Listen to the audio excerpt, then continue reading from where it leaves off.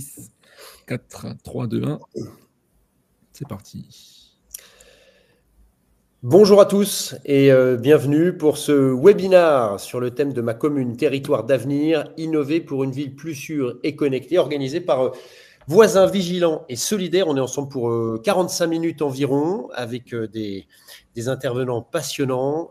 Moi, je suis Frédéric Delanouvelle, je suis directeur général adjoint de Voisins Vigilants et Solidaires.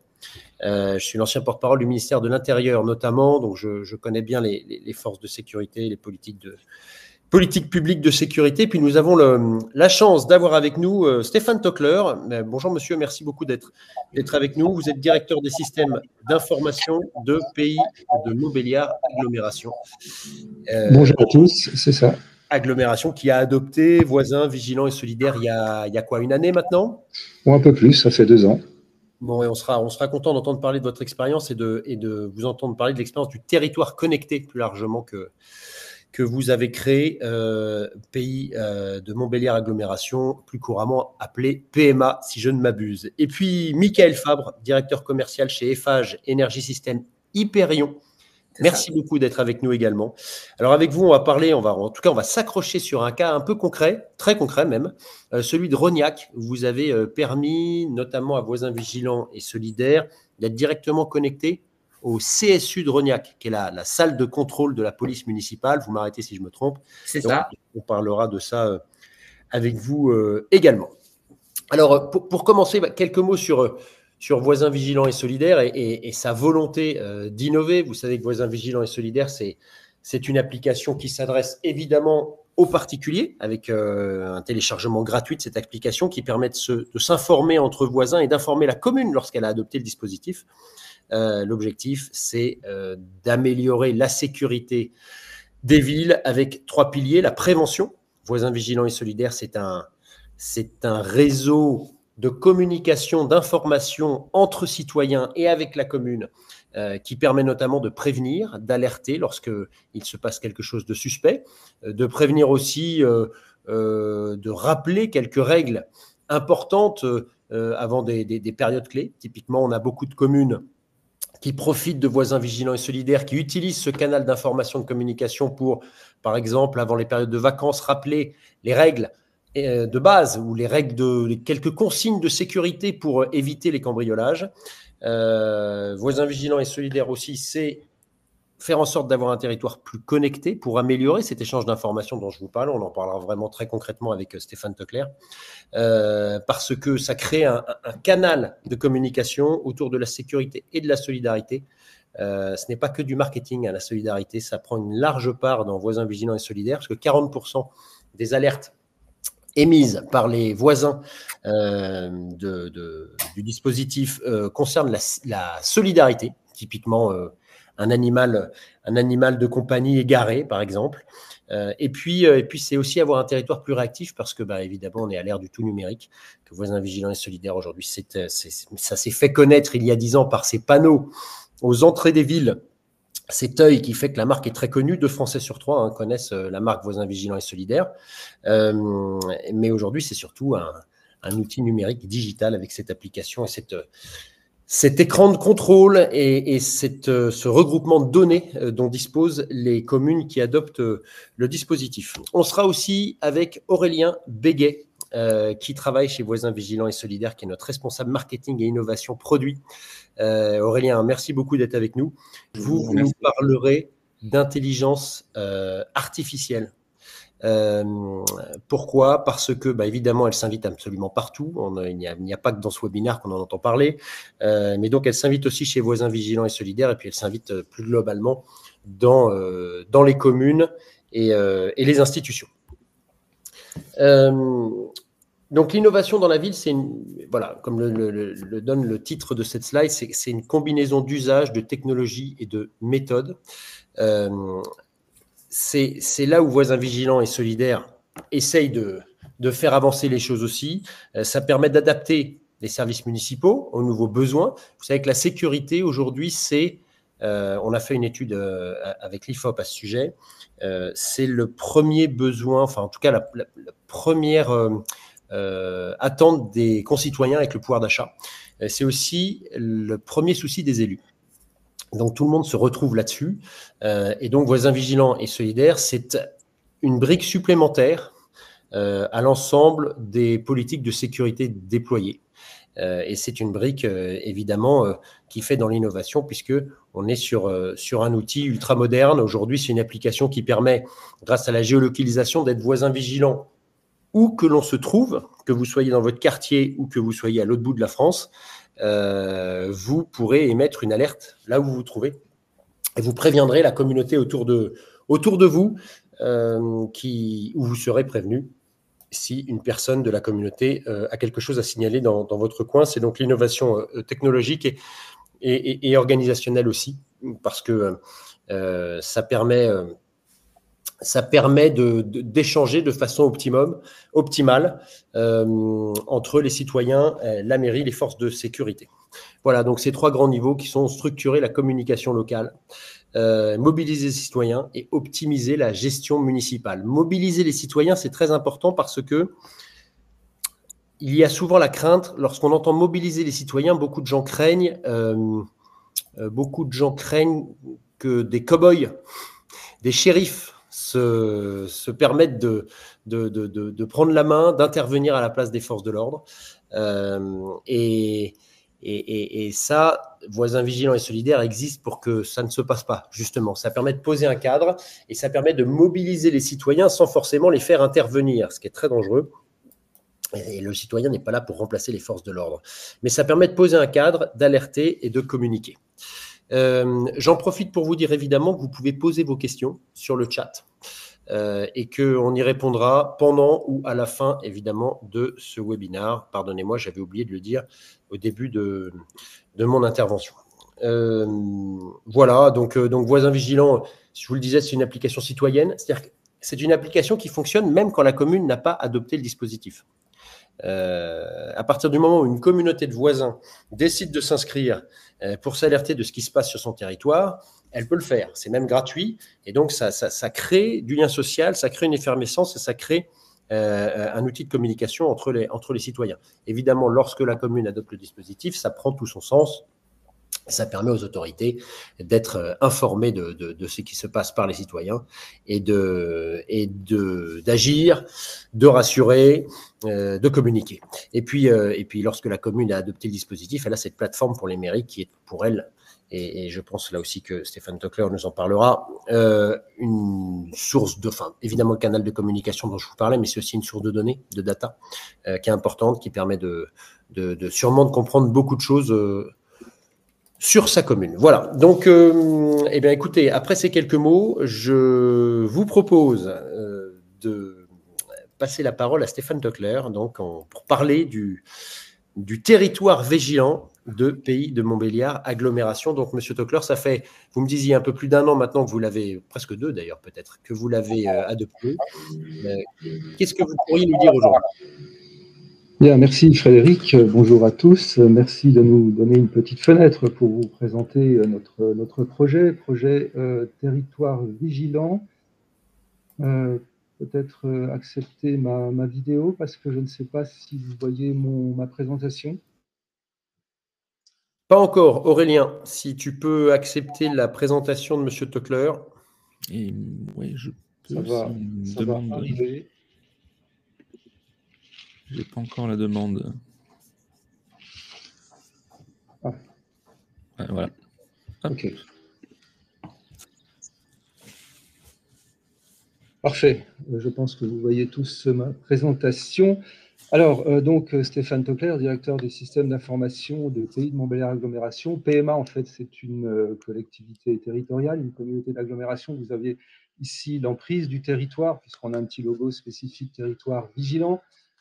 PMA situé dans le nord-est Franche-Comté, 73 communes qui vont de la commune phare centre de Montbéliard, 25 000 habitants, avec des petites communes jusqu'à une toute petite commune qui est Bretigny, qui fait 60 habitants. Donc, on a un territoire très hétérogène. Et donc, on a créé dans le cadre... Alors, je passe à la prochaine... ma présentation s'inscrit dans une stratégie qu'on a déployée maintenant depuis 2021, qui est une stratégie de territoire intelligent, 2021-2026 sur le mandat du président de l'agglomération actuelle, Charles Demouge. Et on a déployé sur le long de cette stratégie 6 projets initiaux, plus 2 qu'on a complétés cette année, qui essaient de balayer un peu tout ce qu'on va pouvoir apporter en termes de numérique pour les habitants, puisque nous, on considère qu'un territoire intelligent, c'est un territoire où il fait bon vivre et où on apporte de l'usage numérique à nos habitants. Donc, on a décliné toute une ribambelle de projets. Frédéric le disait à l'instant que la data est fondamentale, mais vous voyez qu'au centre de l'ensemble de nos projets, évidemment, on a la data, puisqu'on intègre un entrepôt souverain qu'on gère, qui intègre un maximum de données sur lesquelles on va pouvoir faire du data mining. On va essayer de trouver un peu des signaux faibles à toutes ces données qu'on engrange au travers de nos projets. Alors très rapidement, on travaille sur des projets d'IoT, de collecte d'informations, notamment dans le cadre de la rationalisation de la politique de nos ordures ménagères. On travaille sur la valorisation du territoire au travers d'une application un peu innovante qu'on a indiquée et qu'on a créée pour la promotion de nos activités culturelles et événementielles. On travaille évidemment sur le domaine de la santé. La désertification médicale est un problème qu'on rencontre tous, donc on a essayé de mettre en avant un outil qui fédère un peu tout notre espace de l'écosystème médical. Et puis, cette année, on a spécifiquement 2 projets très ambitieux qui sont la gestion intelligente de l'eau, rationaliser les fuites d'eau en utilisant de la fibre optique, c'est un peu innovant. Et puis, des projets d'analyse de flux de circulation qui nous permettent de valoriser l'ensemble de nos politiques publiques et de montrer derrière par la data que ça a du sens et qu'on peut faire des choses sur le pilotage par la donnée. Donc, je reviens évidemment sur le projet numéro 3, qui est la sécurité, puisqu'on ne fait pas de territoire intelligent sans aborder la thématique de la sécurité, mais la thématique de la sécurité au travers de ce qu'on a appelé la tranquillité publique. Et c'est justement cette notion de territoire vigilant. On travaille sur notre stratégie avec des partenaires, non pas avec des prestataires, et Voisins Vigilants est un de nos premiers partenaires. Quand on a commencé avec vous en 2021, on a vraiment voulu avoir cette notion de partenariat. Et donc, l'idée, c'est d'utiliser l'outil Voisins Vigilants, mais non pas sur une application communale, mais sur une déclinaison intercommunale dans l'ensemble de nos communes, en prenant le postulat, bien évidemment, des problématiques de tranquillité publique ne s'arrêtent pas, malheureusement, on le sait tous, aux frontières de nos communes. Et donc, l'idée était d'assurer une certaine porosité au niveau de notre territoire pour pouvoir avertir des communes limitrophes entre elles et d'avoir une véritable notion d'intercommunalité au niveau des alertes liées à la tranquillité publique. Alors, le principe, il est relativement simple. C'est un service qui est mis à disposition de nos mairies, c'est-à-dire que c'est l'agglo, au travers de ce projet. Alors, je ne l'ai pas dit, un projet global de stratégie territoire intelligent qui a été fortement subventionné par la région, puisque un de notre financeurs principaux est la région BFC. On a répondu à un appel à projet, on a été lauréat, et lauréat non pas sur un projet, mais vous l'avez vu, sur une multitude de projets qui définissent vraiment une stratégie. Donc, Territoire Vigilant, c'est un service qu'on met à disposition des maires et des habitants. La commune reste l'élément et le maillon, évidemment, fondamental de cette notion. C'est une extension, et c'est pour ça qu'on parle de partenariat. On a fait développer à Voisins Vigilants une extension sur un niveau intercommunal. On a aujourd'hui, en 2024, 14 communes qui sont déjà équipées. Je vous montrerai sur une cartographie. Et puis, évidemment, nous, Aglo, on propose un accompagnement fort, un accompagnement en termes de communication, parce que tous ces projets, on pourra peut-être en parler avec Frédéric, mais tous ces projets nécessitent beaucoup de dynamisation, beaucoup de communication, notamment vers nos communes. Et puis, on a développé, vous le voyez ici, on a proposé, je ne sais pas si vous voyez, des petits stickers qu'on distribue chez les habitants qui sont voisins vigilants pour qu'ils puissent coller ça sur leur boîte aux lettres ou sur leur porte de garage pour indiquer et notamment avoir la duplication du logo voisin, vigilant et solidaire. Donc, au niveau des communes, je vous l'ai dit, c'est un service qui est proposé par PMA, un service évidemment qui peut rassurer les habitants, bien entendu, sur cette thématique de tranquillité publique. On a essayé de travailler on travaille avec les forces de l'ordre, que ce soit la police ou la gendarmerie. D'ailleurs, Territoire Vigilant est un vrai complément à d'autres notions et d'autres structures. Vous connaissez sans doute Participation citoyenne qui est menée par les différentes gendarmeries. Eh bien, on complète cette notion de tranquillité publique par cet outil qui est Territoire Vigilant. Et bien évidemment, c'est aussi un outil qui est très aidant pour les forces de l'ordre municipales, la police municipale. C'est bien souvent les polices municipales qui se sont appropriées l'outil et qui permettent eux-mêmes d'envoyer des alertes à leurs habitants. Donc c'est quelque chose qui marche plutôt bien au niveau des forces de l'ordre. Et puis, comme je vous le disais, il y a un accompagnement très fort de l'AGLO, déjà un accompagnement financier, parce qu'évidemment, on propose cet outil gratuitement pour l'ensemble de nos communes. Vous avez une idée du nombre d'alertes qui ont été envoyées? Bah, je vous le montrerai, ça sera ma conclusion sur une cartographie. Je recense ça sur la cartographie. Alors, très rapidement, pour le principe, qui est finalement basé bien évidemment sur le principe de voisins vigilants, c'est ce que je montre au travers des réunions publiques, puisqu'on anime beaucoup de réunions publiques. Vous avez vu sur la slide précédente une petite photo, on est à une trentaine de réunions publiques. Ça nous prend du temps, mais c'est vraiment nécessaire, d'une part, pour vraiment avoir de l'adhésion au niveau des habitants, puis d'autre part, ça donne aussi peut-être une image, et en tout cas, les habitants comprennent peut-être un peu mieux aussi à quoi sert la collectivité au niveau intercommunal. Donc le principe, je vous le rappelle très rapidement, mais il est relativement simple puisqu'il est basé fortement sur voisins vigilants. On imagine un habitant d'une commune qui fait l'objet d'un démarchage abusif. On a beaucoup de démarchages sur nos territoires, mais je pense sur l'ensemble des territoires français actuellement, sur notamment des démarcheurs abusifs sur de la fibre optique, hein, qui sont des gens qui vendent tout sur de la fibre optique, mais qui viennent démarcher et qui viennent un peu repérer les lieux chez les gens. Donc cet habitant se dit, bah voilà, moi je suis voisin vigilant, je fais partie du territoire vigilant, bah, j'aimerais informer mes voisins proches, ma mairie, ma commune, mais aussi les communes limitrophes que eh bien, ce démarcheur, il n'est pas forcément recommandable et voilà, je vais faire un peu voilà, je suis un habitant et je vais essayer de diffuser cette information. Donc, son information est diffusée via l'application Voisin Vigilant, mais rentre dans le process territoire vigilant qu'on a développé. Bien évidemment, l'ensemble des habitants inscrits sur la plateforme vont recevoir l'alerte, mais aussi, et c'est ça la force de notre structure, c'est les communes voisines, les communes limitrophes, notamment les communes qui ont un lien, notamment un lien routier, hein, tout simplement, parce que les personnes mal intentionnées vont se déplacer évidemment sur les routes qui sont des routes liantes entre les différentes communes limitrophes. Mais ça ne fait pas que ça, ça diffuse évidemment à la municipalité et aux mairies qui en sont informées, donc ça reste le process classique de voisins vigilants, et on va alerter en même temps les forces de l'ordre, c'est-à-dire qu'on a travaillé sur cet outil avec la police et la gendarmerie. On va tout prochainement essayer d'installer ce qu'on appelle le portail territoire vigilant au niveau du commissariat de Montbéliard. Et donc, on a fait développer, on a participé au développement sur les spécifications, un outil qui est un outil de reporting que je vais vous montrer tout de suite, qui est d'une part pour notre CISPD, le conseiller intercommunal de la sécurité et de la prévention de la délinquance, qui a comme mission de mettre en place tous les ans un observatoire de tout ce qui est lié à la sécurité et à la tranquillité publique.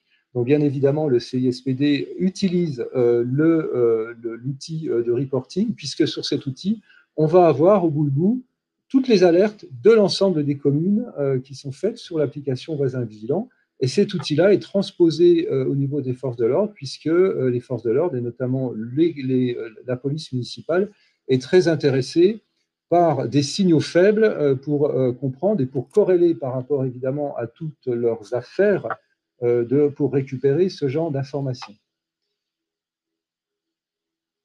Alors, ce qu'on a appelé le portail territoire vigilant, qui encore une fois est un développement que l'on a contractualisé avec l'équipe Voisin Vigilant, c'est ni plus ni moins que la concaténation de toutes les alertes sur un portail, un outil qui nous permet d'exporter la liste des alertes, de faire un peu d'analyse de données derrière.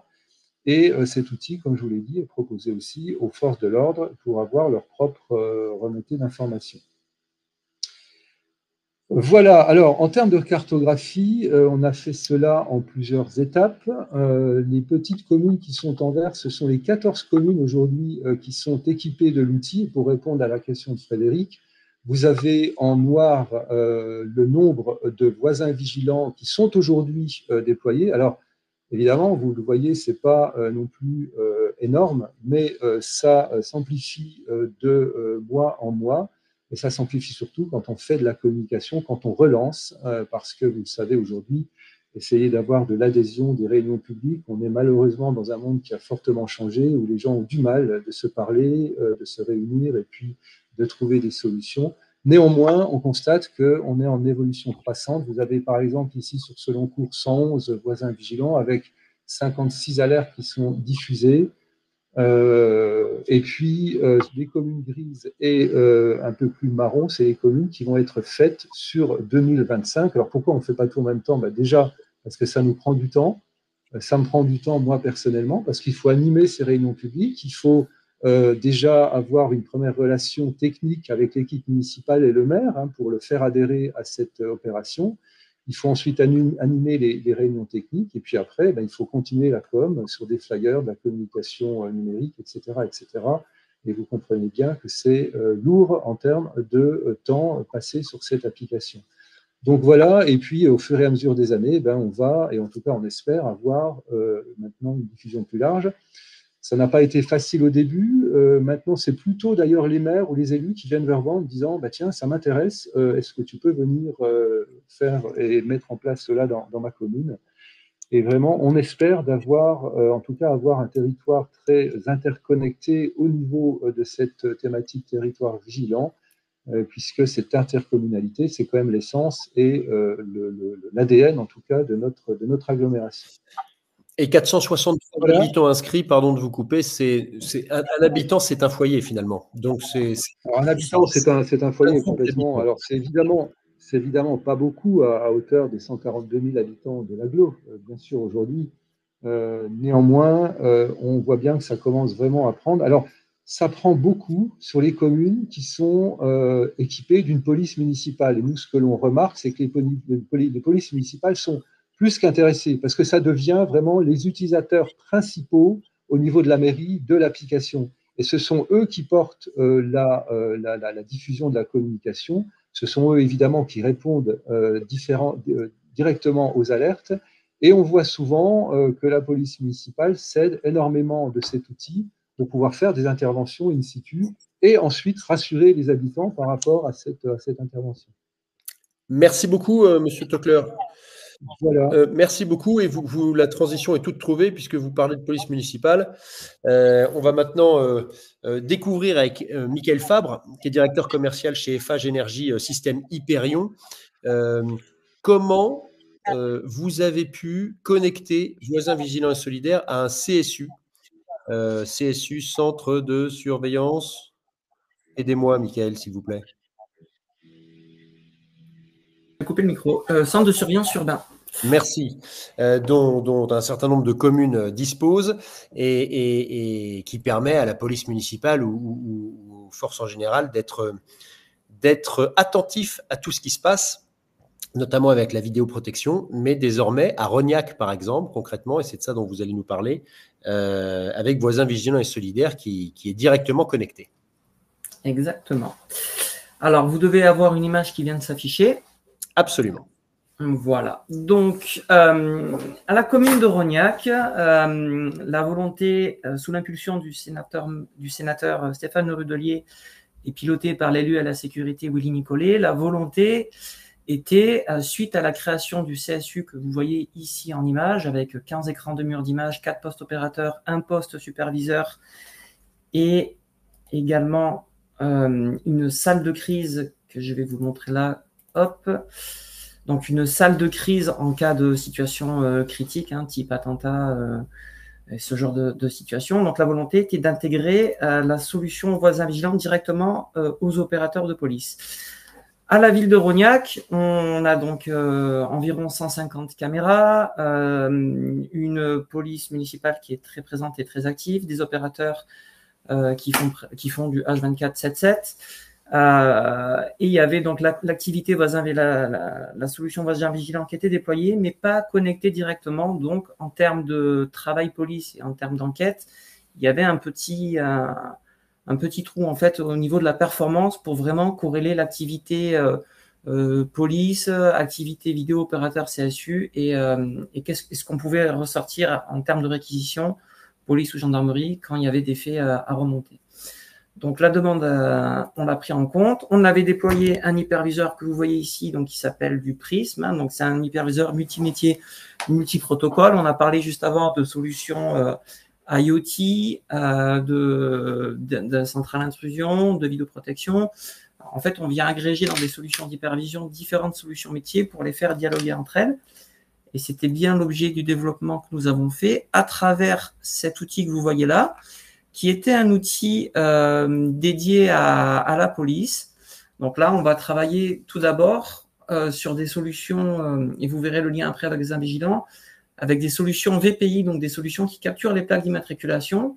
Alors là, je l'ai mis, on est en mode démo et on est en mode full affichage, hein, en fonction des droits. Les droits des polices municipaux ne sont pas les mêmes que les droits des gendarmes qui viennent faire les réquisitions, où on va capturer les plaques d'immatriculation et faire toute une activité à ce niveau-là pour capturer les plaques, faire des exports de plaques avec des solutions qui viennent capturer les plaques jusqu'à 200 km/h en pleine nuit. À partir de ce besoin-là et de la solution de main courante de la police, où on a, donc là j'ai fait un petit cas, mais des mains courantes qui sont saisies sur des infractions. Par exemple, il y a des exports vidéo qui sont effectués pour un besoin particulier, par exemple une agression dans une rue, il y a une plainte, une réquisition de gendarmerie, les gendarmes viennent récupérer les images de CSU, il y a des mains courantes qui sont tracées, et on va s'y connecter maintenant. On va corréler l'activité, les signalements voisins vigilants. Donc tous les signalements voisins vigilants, là on est sur la commune de Rognac, remontent en temps réel au CSU sur cette interface graphique qui est corrélée, donc qui est interconnectée à l'hyperviseur urbain, qui est du Prism. En temps réel, les opérateurs donc ont la localisation de l'alerte voisin vigilant avec le nom de la personne, le signalement qui est remonté, le quartier. On peut cliquer et avoir un petit peu plus de détails, donc j'ai épuré ici pour ne pas avoir d'infos supplémentaires. Donc là, par exemple, une alarme sonne sur le chantier de l'école. Bon, voilà.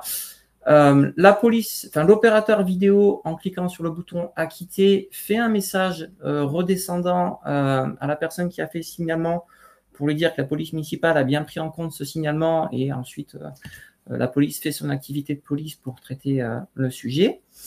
Les petites choses supplémentaires qu'on a rajoutées, bon évidemment, c'est de pouvoir rechercher à travers cette interface-là qui est pratique pour les opérateurs, puisque du coup, ils restent dans les mêmes outils. Hein. Vous voyez, là, j'ai des signalements voisins vigilants, j'ai des déchets sauvages qui remontent en alerte, j'ai des messages sur les panneaux messages variables, j'ai toute l'activité main courante police, la vidéo-verbalisation en temps réel, la cartographie dynamique, l'activité des plaques, plus toute la vidéoprotection. Donc, on reste sur une même interface pour l'opérateur CSU.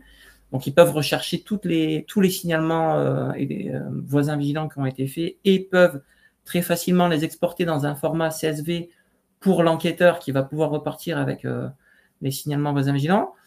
Mais, et là c'est le petit plus, et c'est le pourquoi je vous ai parlé juste avant des mains courantes et des plaques d'immatriculation, c'est qu'on vient faire un croisement de données.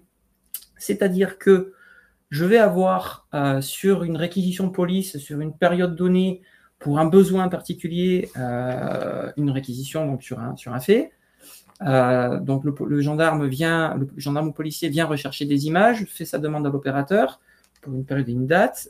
Sur cette période et sur cette date, il y a eu des plaques d'immatriculation qui ont été capturées par les caméras, alors des caméras spécifiques et également des caméras standards avec de l'intelligence artificielle derrière. On a des mains courantes qui ont été saisies, et en faisant la recherche, l'enquêteur va repartir avec toutes les infos qui correspondent à sa réquisition, plus tous les signalements voisins vigilants. Par exemple, une personne qui aurait fait un signalement sur voisin vigilant et qui aurait fait une photo d'une personne suspecte aurait l'image sur son téléphone. L'enquêteur, dans le cadre de sa recherche, aura l'information et ira sonner chez la personne pour récupérer les images et éventuellement faire son travail d'enquêteur auprès de cette personne. Donc voilà un petit peu pour l'intégration qu'on a fait à ce niveau-là pour les opérateurs. Et donc vous voyez là, ça remonte également. Là, on est sur des PC opérateurs, vous voyez, ça remonte dans les bandeaux d'alerte, directement dans les systèmes vidéo et interconnectés. Donc, voisin vigilant est ici, là, sur le poste opérateur. Quand il y a un signalement qui est fait, il y a un petit bandeau qui monte avec une alerte. Il clique sur voisin vigilant. Il y a un système d'alerte sonore au CSU sur un haut-parleur qui dit qu'il y a une alerte voisin vigilant. qui vient d'être faite, et l'opérateur, en traitant tout directement depuis ce PC opérateur à travers l'interface que je vous ai montrée, fait tout le travail du coup de connexion et de remontée, de lien avec la police municipale. Voilà. Quand il y a une alerte voisin vigilant, ça sonne concrètement?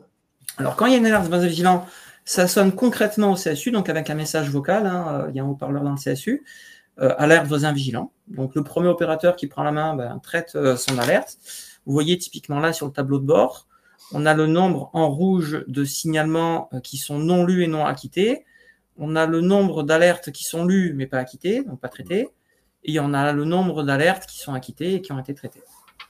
Eh bien, écoutez, merci beaucoup, Michael Fab. Donc, on voit que ça s'arrive à s'intégrer parfaitement au CSU et que c'est un outil qui permet aussi d'aider les forces de police, notamment sur certaines enquêtes, certaines interventions. On a eu, pour l'anecdote, une histoire comme ça, parce que M. Toclair parlait aussi de signaux faibles. C'est un peu ça. Vous savez, les citoyens ne portent pas forcément toujours plainte quand il se passe quelque chose.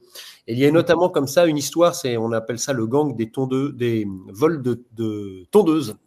Les voleurs de tondeuses, parce que sur un territoire, il y avait eu 2 ou 3 plaintes pour des vols de tondeuses. Et il se trouve qu'en menant l'enquête, et notamment grâce à Voisins Vigilants, les policiers se sont rendus compte qu'il y avait beaucoup plus de tondeuses qui avaient été volées que celles pour lesquelles des plaintes avaient été déposées. Et notamment grâce au signalement de voisins sur l'application qui disait voilà, ma tondeuse a disparu, faites attention. Et ça leur a permis de prendre contact avec les voisins, de remonter et finalement d'arrêter ce gang des voleurs de tondeuses. Donc en effet, c'est un outil qui peut être utile dans les enquêtes aux forces de police, de gendarmerie, forces de sécurité en général. Merci beaucoup, Michael Fabre. Et maintenant, je vais passer la parole à Aurélien Béguet, donc qui est notre responsable marketing et innovation produit chez Voisins Vigilants et Solidaires, et qui va nous parler de l'intelligence artificielle, parce qu'elle s'invite partout, Aurélien, et que chez Voisins Vigilants et Solidaires aussi, et dans les collectivités aussi. C'est ça, exactement. L'enjeu, c'était, on a un sujet autour de l'innovation aujourd'hui, et qui dit innovation, on dit sujet du moment, l'intelligence artificielle. Et du coup, l'enjeu, c'était de vous présenter un petit peu, sans trop en dévoiler non plus, mais sur les différents sujets sur lesquels le Voisin Vigilant travaille. Mais avant de parler d'intelligence artificielle et de Voisins Vigilants, il y a un enjeu qu'on voulait partager avec vous, c'était sur la partie souveraineté, sécurisation des données, pour un petit peu mettre une vision un peu dans du décor sur l'intelligence artificielle. Qui dit intelligence artificielle dit beaucoup de données, donc on a vu avec PMA que la data était au centre de tout, et donc cette donnée, aujourd'hui, on peut en faire plein de choses. Et ce qui est important à avoir en tête, c'est qu'elle doit être souveraine, donc elle doit être maîtrisée, parce que ce sont des données sensibles, et pour pouvoir avoir un bon contrôle de ces usages. Pourquoi l'IA aujourd'hui, elle est essentielle dans les collectivités? Parce qu'elle va permettre d'analyser, on a entendu parler, l'intelligence artificielle pour analyser les plaques de voitures, donc ça permet de prendre des décisions, d'analyser des comportements, d'analyser des sujets que l'on aimerait comprendre. Ça peut être aussi, par exemple, des dépôts sauvages, à savoir si c'est des dépôts plutôt verts ou des gravats, pour pouvoir envoyer les bonnes personnes intervenir. On peut utiliser l'intelligence artificielle pour la phase d'automatisation.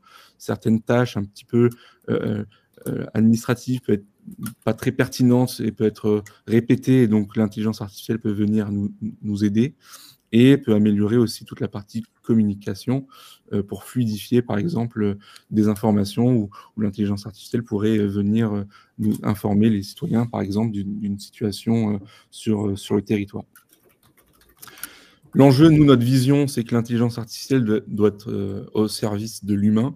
Donc, toujours l'humain au centre du dispositif. L'enjeu, c'est pas de faire peur en disant que l'intelligence artificielle va venir nous remplacer. Bien au contraire, on le voit vraiment comme un outil d'efficacité, d'accompagnement, et donc du coup vraiment renforcer nos différentes actions aujourd'hui chez Voisins Vigilants pour être toujours un peu à la pointe de l'innovation.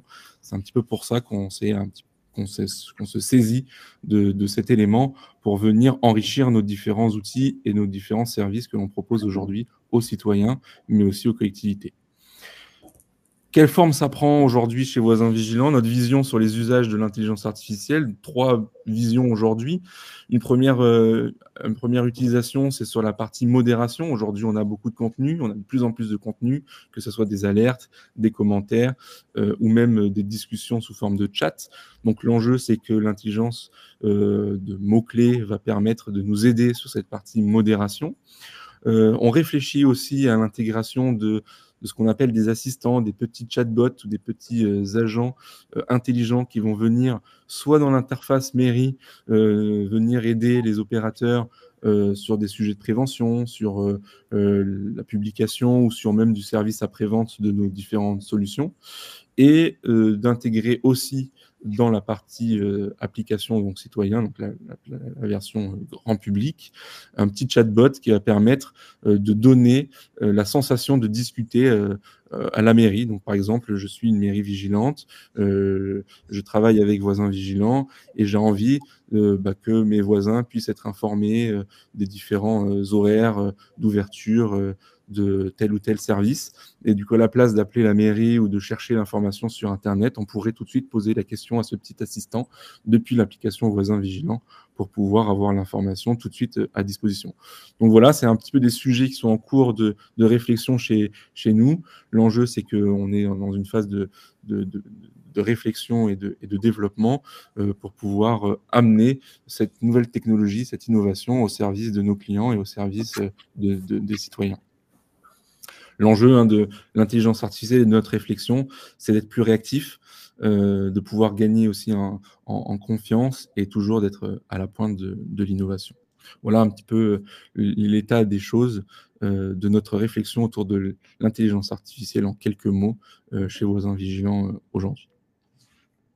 Merci beaucoup Aurélien, merci beaucoup. Alors, merci à tous les trois d'ailleurs pour vos interventions. Je me permets de rebondir sur une question qui a été posée, mais d'accord, vous y avez répondu dans le chat d'ailleurs, Michael Fabre, mais comme ça tout le monde le saura. Une question de Pierre Bagnel, police municipale de Saint-Raphaël. Qu'en est-il du respect des RGPD, notamment sur l'enregistrement des plaques via les systèmes LAPI et la durée de conservation? Alors, si vous pouvez nous rappeler ce que sont les systèmes LAPI et répondre à la question, Monsieur Fabre, c'est merveilleux. Alors, les systèmes l'API au sens propre du mot l'API est interdit complètement pour les polices municipales. Il n'y a que les forces de gendarmerie, police, douane qui peuvent utiliser ce genre de système. Dans les communes, on ne parle pas de l'API, on parle de VPI, vidéoprotection intelligente, puisque des caméras standards, quand on a une image et qu'on voit la plaque, on voit la plaque avec l'œil.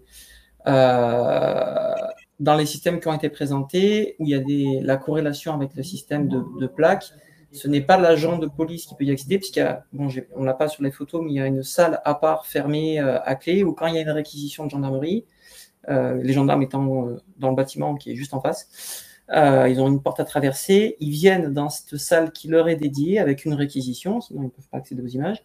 Et sur la réquisition, eux peuvent accéder à l'information de plaque. Et comme c'est leur travail d'enquêteur, ils savent faire, ils sont formés, ils font leur travail de saisie, de recherche. Et puis ensuite, pour exporter les images des vidéos de vidéoprotection elles-mêmes, c'est l'agent du CSU qui, lui, sort les images standard des images. Et après, la durée de rétention, c'est la durée de rétention qui est déclarée en préfecture. Non, comme partout. Merci beaucoup. Quel défi technique ou organisationnel avez-vous rencontré lors de la mise en œuvre de cette intégration au CSU et puis la mise en œuvre aussi sur ce territoire connecté qu'est Pays de Montbéliard Agglomération? Moi, je dirais que les défis techniques étaient surtout des défis en termes de bien construire les spécifications et puis le défi a été de trouver un partenaire qui voulait bien avec nous ouvrir son outil qui n'était pas forcément à visée intercommunale au travers de cette application et de ce développement.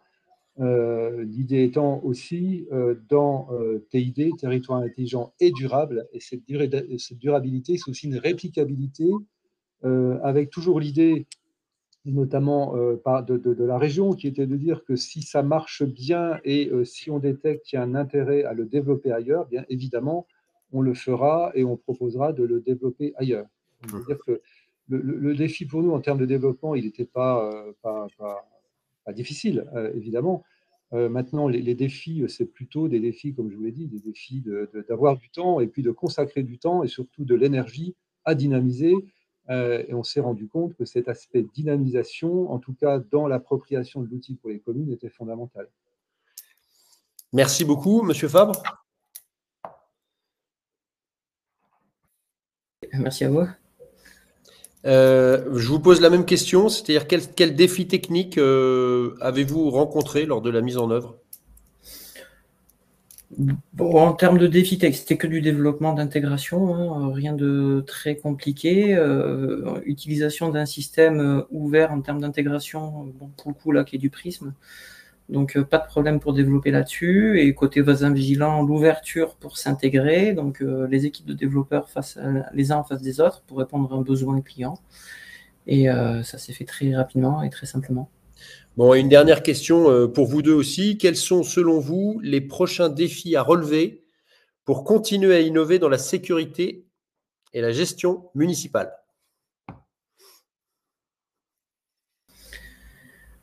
Pour continuer. Vous avez le droit de me dire que je vous prends de court. Hein. Ouais, on l'a pas dit, mais on l'a pensé, ça se voit sur nos visages.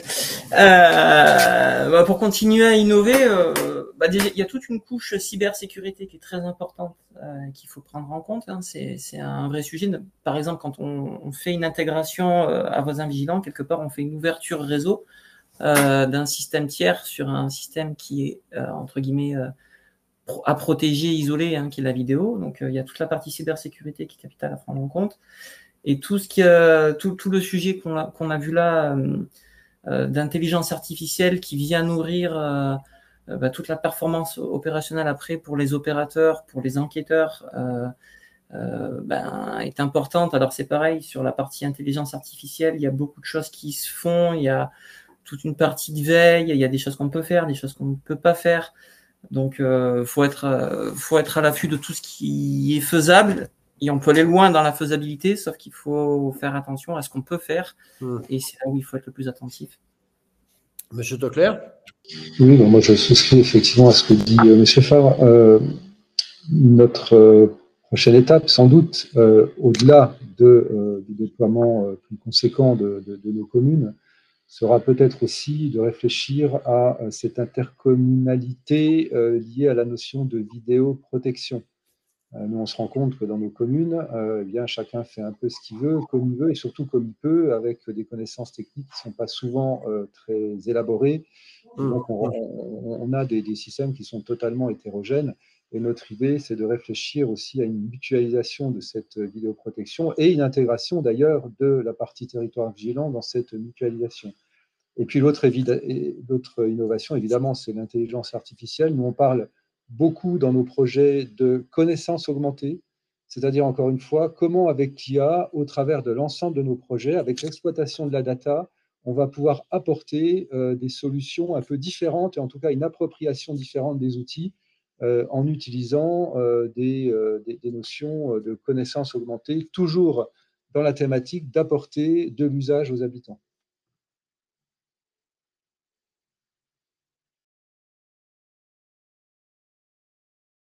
Le micro est coupé, Frédéric.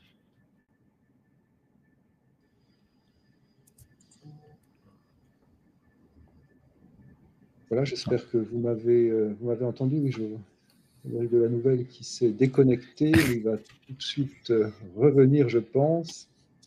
Quelques petits soucis de réseau. Ouais. Pour continuer sur cette thématique de plus tard, le défi, en tout cas sur cette thématique d'intercommunalité et puis surtout de participation des habitants, le défi, il sera beaucoup de continuer à faire adhérer nos habitants sur une démarche qui est très collaborative. Et on sait qu'aujourd'hui, cette collaboration en tout cas dans les mutations structurelles de nos sociétés, il est devenu de plus en plus complexe. Et l'idée, c'est vraiment toujours de trouver des solutions qui vont être adaptées à un usage pour, encore une fois, le bon vivre dans le territoire. Le bon vivre passe sur des communes communicantes et des habitants qui seront très à l'écoute de cette communication. Alors, je ne sais pas si vous vous êtes rendu compte, mais j'ai disparu pendant 2 minutes parce que ça a coupé. Donc, je n'ai pas entendu vos 2 dernières minutes, Monsieur Tockler. J'en suis désolé, mais l'essentiel, c'est que tout le monde ait pu vous écouter, sauf moi. On arrive au bout de ces 45 minutes. Donc, je voudrais vous remercier beaucoup de nous avoir apporté tout ce que vous pouvez nous apporter, vos témoignages sur ces communes connectées et puis l'apport de voisins vigilants et solidaires. Merci à tous les 3. Et puis, je rappelle que ce webinaire peut se regarder en replay pour toutes les personnes qui sont inscrites et qui n'ont pas pu le suivre ou qui veulent le revoir. Et nous aurons certainement l'occasion d'en faire bien d'autres prochainement. Donc, merci à tous et je vous souhaite une très bonne journée. Merci. Merci, Au revoir. au revoir.